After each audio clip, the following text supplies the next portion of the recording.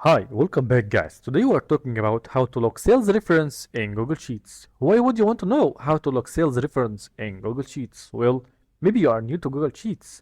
So today I am going to show you how to log sales reference in Google Sheets. Check the video description and I will try to leave the written instructions.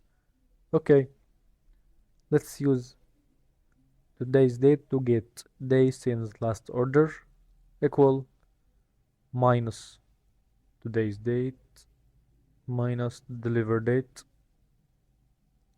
and enter.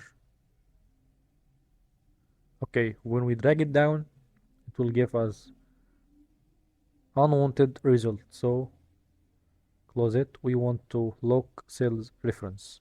How we do it? Okay, click on here.